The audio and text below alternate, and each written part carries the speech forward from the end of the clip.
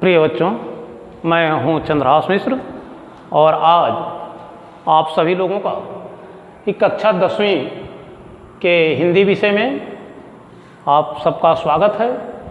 पिछले वीडियो में आप लोगों ने धनुष भंग से संबंधित जो भी भाग या अंश का व्याख्या और शब्दार्थ जाने।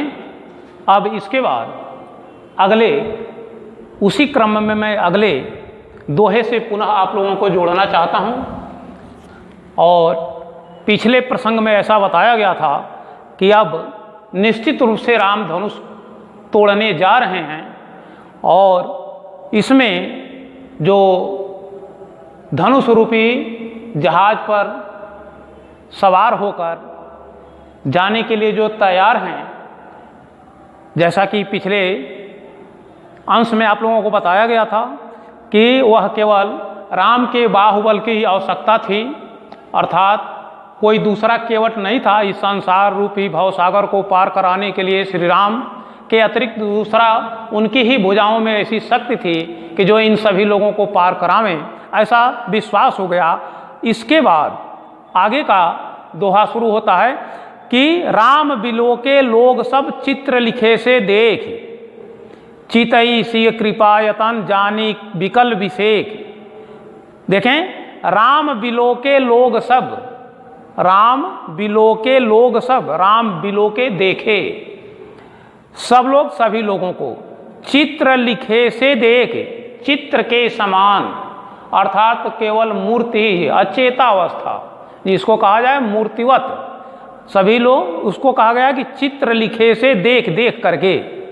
चितई सिय कृपायतन, कृपायतन अर्थात कृपा के निधान श्री राम, चितई देखे सिय सीता को, जान विकल विषेक, विशेष प्रकार के अर्थात विशेष अधिक ही विकल व्याकुल जान करके। अब पूरे का आप इस दोहे का भावार्थ देखें कि राम बिलोके लोग सब, जब धनुष तोड़ने की तैयारी हो चुकी है और राम धनुष के तरफ देख लिए, फिर इसके बाद लोगों के तरफ देखे तो राम बिलोके लोग सब, सभी लोगों को राम ने देखा और चित्र लिखे से देख, वे कैसे दिखाई दे रहे थे? मूर्ति के समान, अर्थात चित्रवत हो गए थे, जिनमें किसी प्रकार का कोई वह चेतना नहीं दिखाई देता था। इस तरह से राम को सभी लोग देख रहे थे, ऐसा राम ने देखा।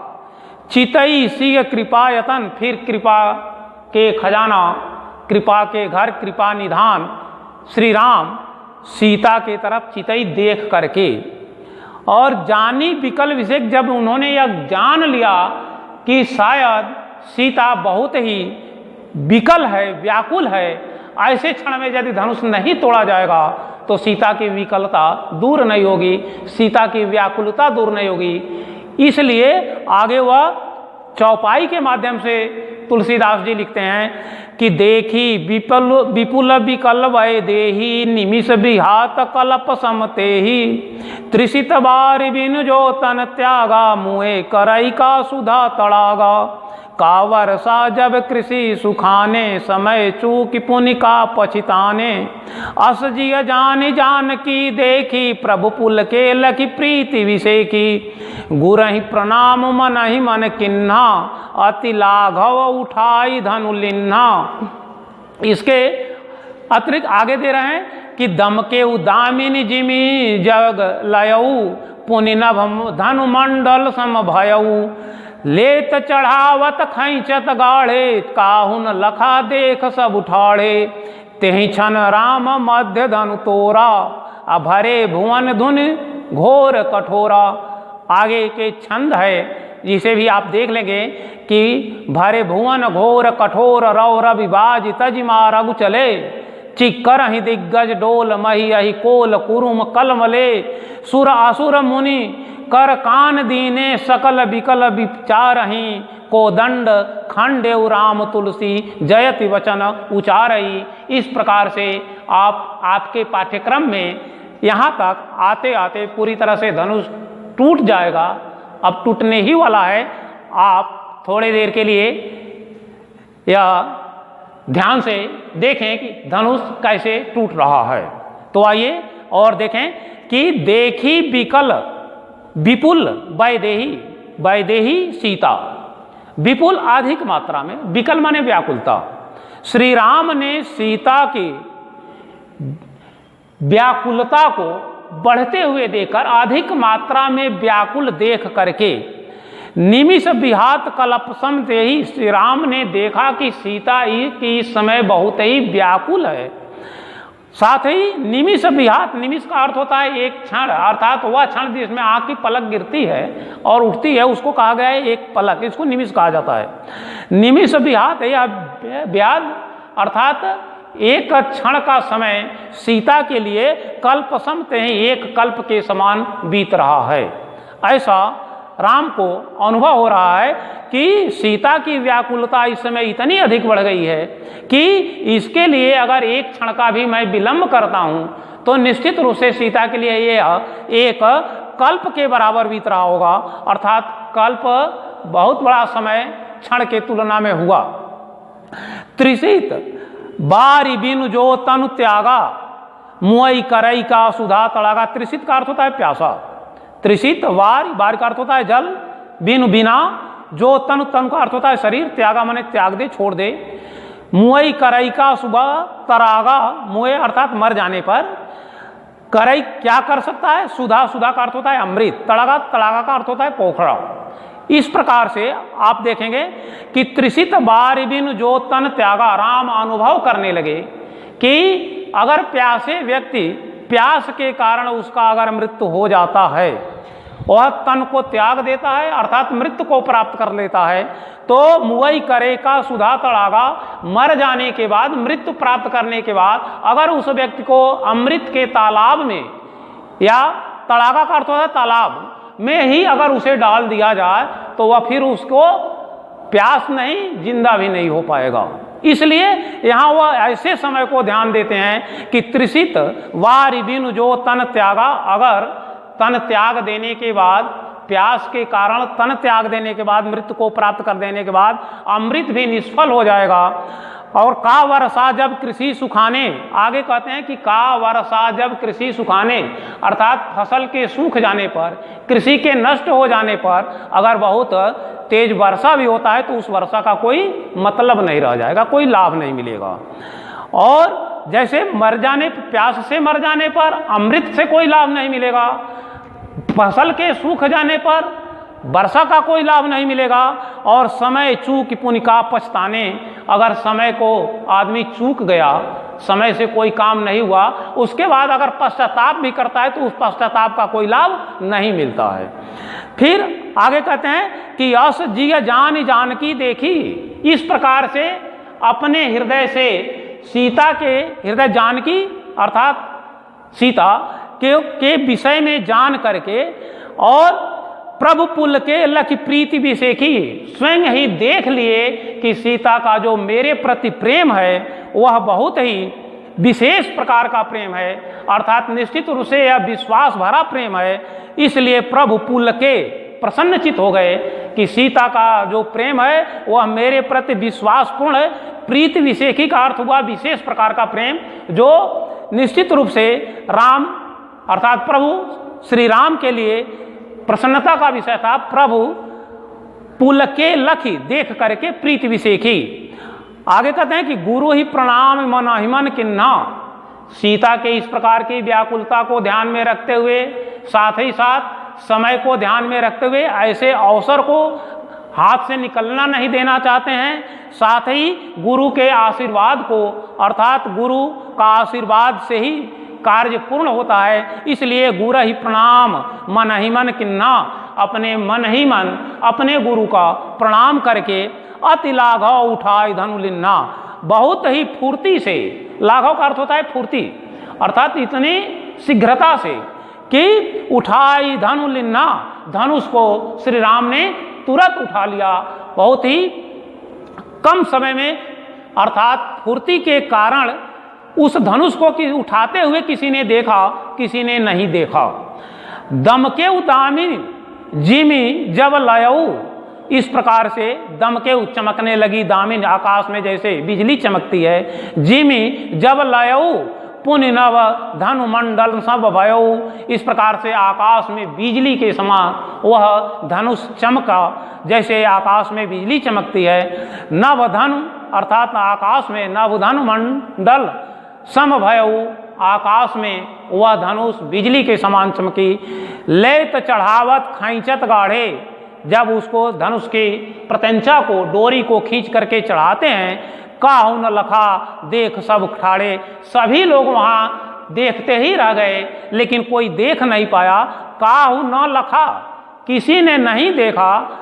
देख सब ठाड़े, सभी लोग खड़े खड़े देखते ही रह गए लेकिन राम ने धनुष को कब उठाया, कब उसकी प्रत्यंचा को चढ़ाया और किस प्रकार से वह तोड़ा, इसको अभी लोग देख ही नहीं पाए। बिजली के समान वह आकाश में जैसे बिजली चमकती है ऐसे उनके हाथ में थोड़ी देर के लिए वह धनुष ऊपर उठी और तेहि क्षण राम मध्य धनु तोड़ा।